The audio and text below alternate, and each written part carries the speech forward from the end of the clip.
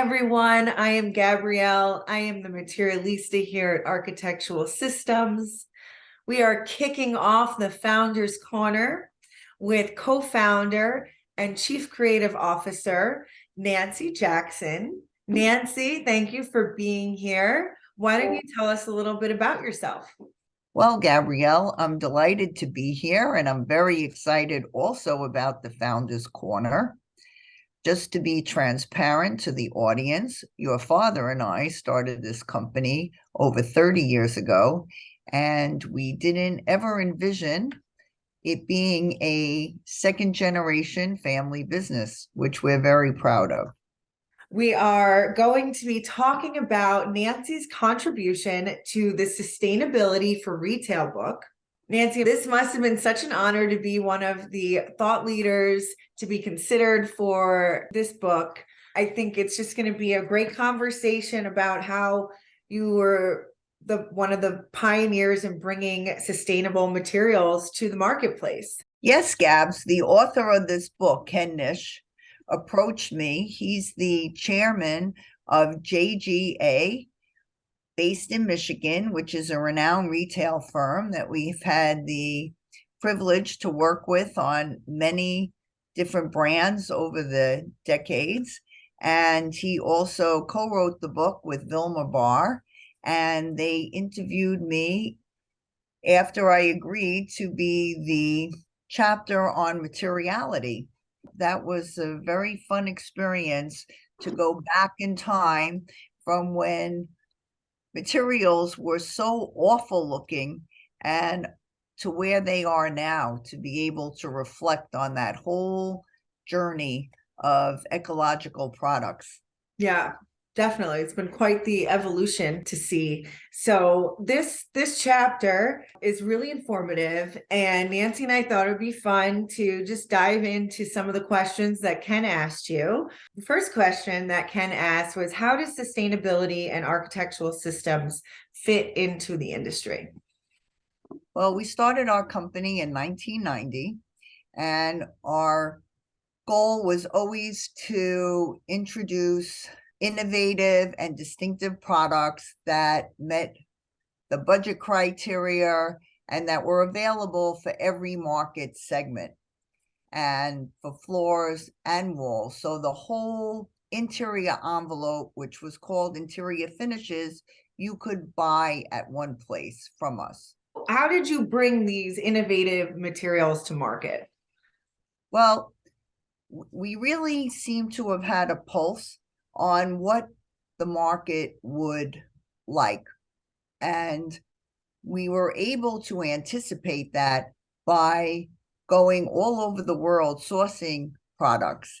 So we found interesting, handcrafted, just wonderful materials that fit into that interior finish envelope.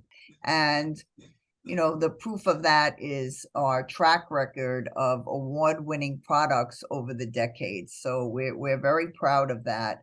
And we just knew where the trends were going. And, we're lucky to be able to source out factories that we could work with that were able to produce materials for large-scale commercial projects and support an architectural sample program. One of the other things that Ken talked about was how we work across all market segments, hospitality, restaurants, workplace.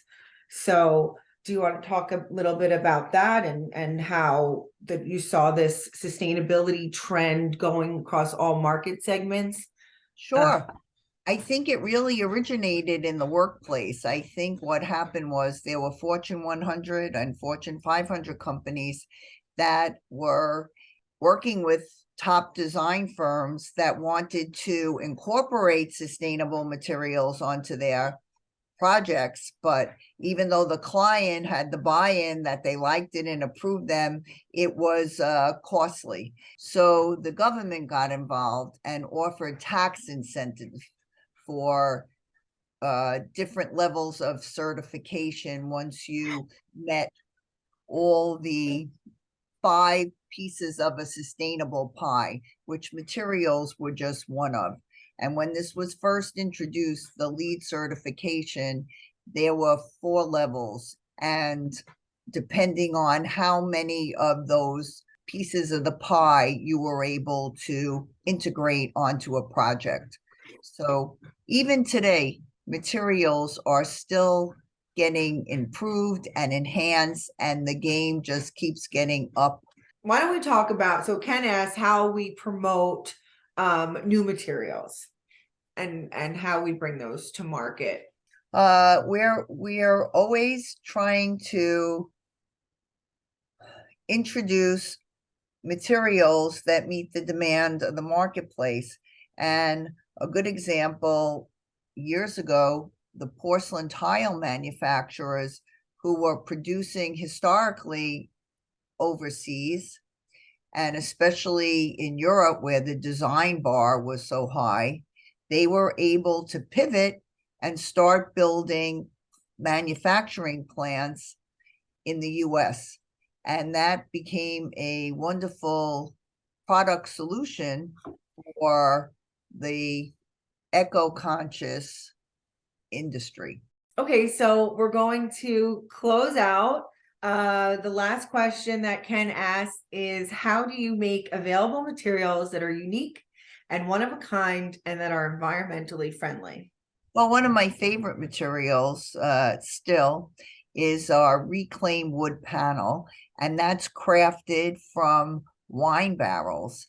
And the beauty of that expanse of wood panels made from these reclaimed wine barrels is no wall will ever look the same.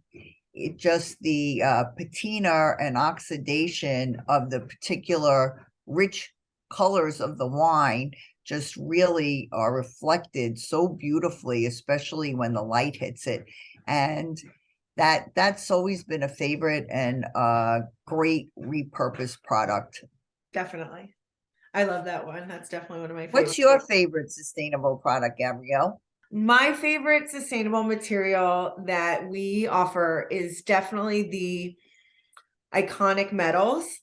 There's so many different patterns to choose from the hexagon to the bamboo. It's a great statement piece and feature wall, and can really be used in any market segment. So I think that would have to be my favorite. What's really nice about the iconic metals is they're available in zinc, brass, and copper. And the inherent property of metals is its bacterial resistance. So that really segues into the new dimension of sustainability and products, where their new requirement is really about the health and wellness. How do people feel in a space with these materials? And that's why materials are always improving and getting enhanced. And it's just, you know, a whole journey still to get to save the planet. Well, thank you everybody for tuning in to our first Founders Corner. Stay tuned for more. Everyone can purchase the Sustainability for Retail book on Amazon. And hope you all enjoyed our chapter review, and we'll see you all soon. Okay, looking forward to the next one. Thanks.